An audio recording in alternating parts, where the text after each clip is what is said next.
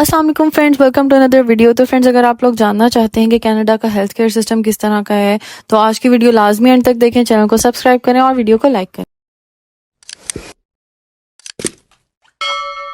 तो friends, video start करने से पहले मैं फिर वही बात करूंगी कि हम सबको फ़लस्तीनियों को अपनी दुआओं में और हर वक्त अपनी बातों में याद रखना चाहिए, उनको बिल्कुल नहीं भूलना चाहिए और बायकॉट को जारी रखें। और अभी रिसेंटली मेरे बेटे की तबीयत ख़राब हो गई थी यहाँ पे, तो मैं यही सोच रही थी कि फ़लस्तीन में जो बच्चे हैं जो इतने अरसे से इतनी अजियत बर्दाश्त कर रहे हैं और उनके साथ क्या कुछ हो रहा है जो हम सोच भी नहीं सकते, और हमारे बच्चों को ज़रा सी भी तकलीफ़ होती है तो हम इतना बुरा महसूस करते हैं।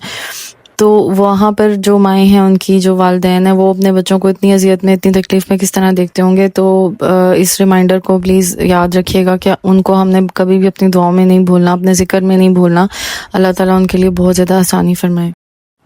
Coming back to the topic, तो फ्रेंड्स, अभी रिसेंटली मेरे बेटे की तबीयत ख़राब हो गई थी। उसको 2 दिन से बहुत ज़्यादा हाई फीवर हो गया था और जब एक दिन वो सोकर उठा तो उसके कान में बहुत ज़्यादा स्वेलिंग थी, जो कि नॉर्मल रूटीन से बहुत ज़्यादा थी।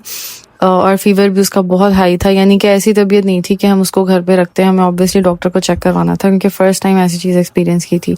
तो हमने यही सोचा कि जो यहाँ पर गवर्नमेंट हॉस्पिटल है, हम वहाँ उसको ले जाते हैं इमरजेंसी में। और इमरजेंसी में वहाँ पर उन्होंने उसको चेक किया, उसकी सारी हिस्ट्री ली, सारा उसका जो भी प्रोसीजर था वो सारा हुआ।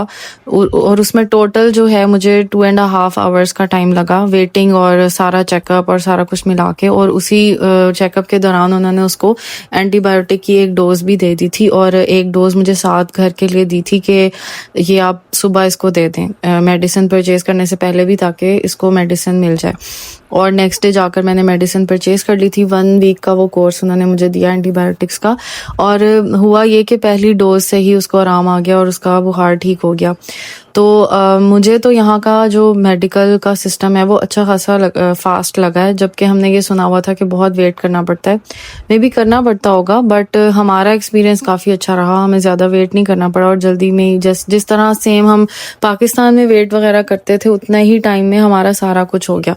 और फिर उन्होंने वेरी नेक्स्ट डे उसको फॉलोअप के लिए दोबारा हॉस्पिटल बुलाया और वहाँ पर जो उनका क्लिनिक होता है वहाँ बुलाया। पहले हम इमरजेंसी में गए थे और उसके बाद हम क्लिनिक पे गए थे।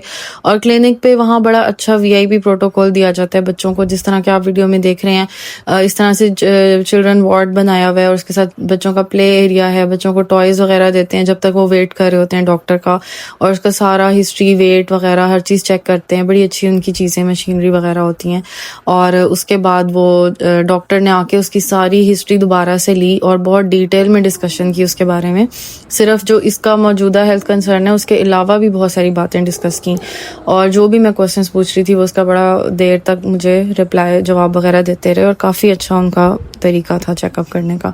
और उसके बाद फिर उन्होंने कहा कि बस अब ये 5 डेज़ की मेडिसिन आप इसको दें और उसके बाद ये ठीक हो जाएगा। और उसको एक टॉय कार भी गिफ्ट में दी। तो इस तरह से ये लोग करते हैं, काफ़ी अच्छा सिस्टम होता है। अभी हमें फैमिली डॉक्टर नहीं मिला, लेकिन ये बिल्कुल इस तरह है जैसे पाकिस्तान में हम कहीं बीमार होते थे तो हम डॉक्टर के पास जाकर चेकअप करवा लेते थे। उसमें बाज़ दफ़ा हमें ज़्यादा देर भी वेट करना पड़ता था, लेकिन हमें पता होता था कि ये चेकअप हमारे लिए इम्पॉर्टेंट है, इसलिए हम वेटिंग एरिया में बैठ जाया करते थे और डॉक्टर्स का वेट करके अपना इलाज फाइनली हम करवाते ही थे। बाज़ दफ़ा ऐसा भी होता था कि हमने अपॉइंटमेंट भी ली होती थी, उसके बावजूद भी कभी कभी वेट करना पड़ता था। तो ये एक नॉर्मल सी बात है, ये हो जाती है।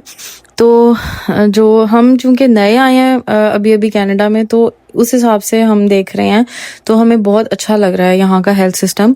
आप लोग ज़रूर कमेंट्स में बताइएगा कनाडा में जो लोग रहते हैं कि अगर आपको कोई बैड एक्सपीरियंस हुआ है यहाँ के हेल्थ सिस्टम से रिलेटेड, क्योंकि मुझे काफ़ी सारे लोग पूछ रहे हैं कि कनाडा में क्या वाकई हेल्थ सिस्टम बहुत ख़राब है, क्या वाकई यहाँ पे अगर कोई बीमार हो जाए तो वो अपना इलाज नहीं करवा सकता, क्योंकि बहुत ज़्यादा इस बारे में वीडियोस वो देखते हैं और लोगों से सुनते हैं।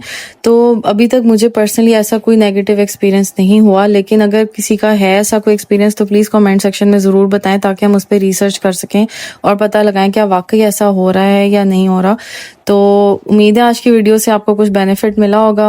अगर आपको आज की वीडियो पसंद आई है तो इसे ज़रूर लाइक करें और इसे शेयर करें और आने वाली तमाम वीडियोस को भी देखें। अपना बहुत ख्याल रखिएगा। अल्लाह हाफिज़।